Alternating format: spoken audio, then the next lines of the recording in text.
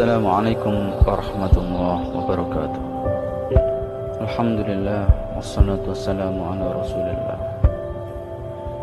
Saudara-saudaraku, Allah subhanahu wa ta'ala berfirman di dalam Quran surah At-Taubah ayat 65-66. A'udzu billahi minasyaitonir rajim. Wa la in sa'altahum la yaqulunna innama kunna nakhudu wa nal'ab. Qul abillahi wa ayatihi wa rasulihi kuntum tastahzi'un. La ta'tadiru qad kafartum ba'da imanikum. Allah subhanahu wa ta'ala berfirman, dan ketika engkau tanya mereka itu, kenapa kalian mengatakan begini dan begitu, mereka pasti akan menjawab, innama kunna nakhudu wa nal'ab. Kami hanya bersenda gurau dan bermain-main ya Rasulullah.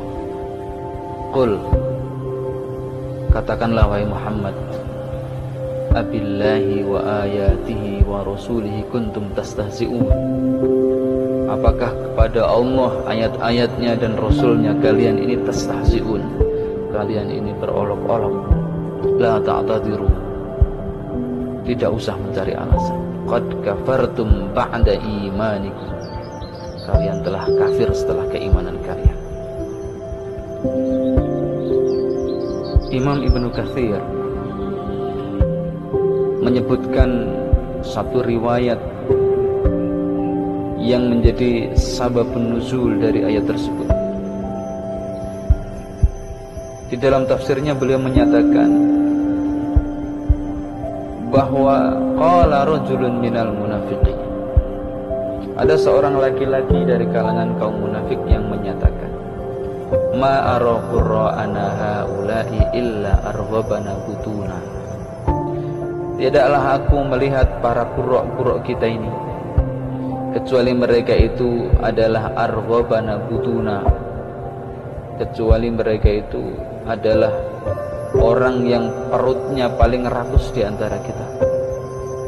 Wa akdzabana alsinatan, dan mulutnya paling banyak mengucapkan kata-kata dusta. Wa ajbanana 'indal liqa, dan mereka itu tidaklah lain kecuali orang-orang yang paling pengecut di antara kita di saat berada di medan pertempuran. Farufi adalika ila Rasulillah, maka kata-kata itu sampai kepada Rasulullah, diberitahukan oleh Allah subhanahu wa ta'ala kepada Rasulnya. Faja'a ila Rasulillah, ketika dipanggil orang munafik ini menghadap Rasulullah, pada waktu itu Rasulullah sedang naik unta. Faqala ya Rasulullah, mereka menyatakan, wahai Rasulullah, innama kunna nakhudu wa nal'ab, kami hanya senda gurau dan main-main saja, tidak serius dengan ucapan tadi itu. Faqala, maka Rasulullah menyatakan atas perintah Allah subhanahu wa ta'ala, qul tadi itu, abillahi wa ayatihi wa rasulihi kuntum tastahzi'un. Apakah tentang Allah dan Rasulnya dan juga ayat-ayatnya kalian ini berolok-olok? Kemudian diteruskan sampai akhir ayat, mujrimin, yang menegasikan keimanan mereka, yang menyatakan bahwa mereka sudah batal keimanannya, sudah murtad. Kemudian Syekh Abdurrahman As-Sa'di menjelaskan, kenapa istihza, kenapa penghinaan kepada Allah, ayat-ayatnya dan Rasulnya itu merupakan kufrun muharrijun 'anid din, merupakan kekufuran yang bisa menjadikan seseorang itu murtad dari agama Islam.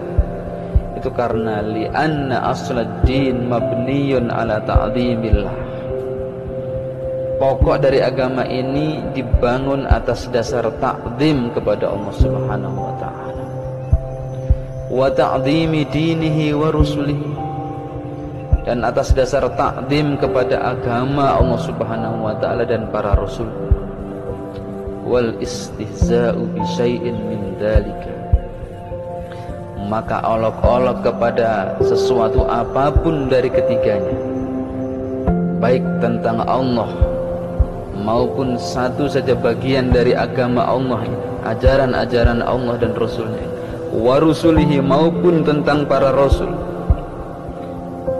istihza kepada sesuatu dari ketiganya, itu merupakan munafin lihadal asl, merupakan penegasian terhadap pokok agama tadi itu, wa munaqidun lahu asyaddal munaqadah, dan merupakan sesuatu yang bertentangan dengan asluddin sebesar-besarnya pertentangan. Ikhwani fillah rahimakumullah.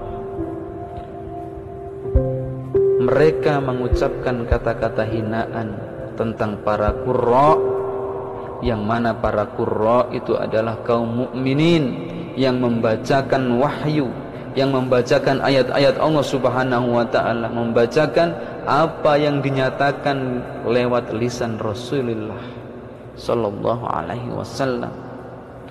Mereka dihina sebagai orang yang paling banyak dustanya.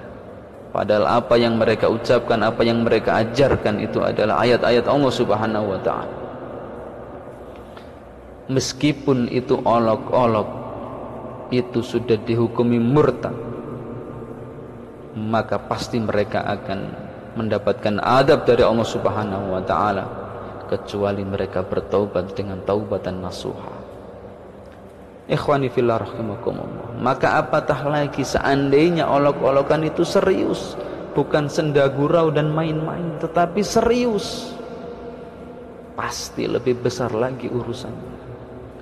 Karena itu, maka waspadalah ketika ada suatu kaum di antara kita yang menyerukan syariat-syariat Allah Azza wa Jalla, yang merupakan bagian dari agama Allah ini, yang merupakan ajaran Rasulullah sallallahu alaihi wasallam. Jangan sampai kita mengikuti orang-orang yang mencela apa yang mereka serukan itu.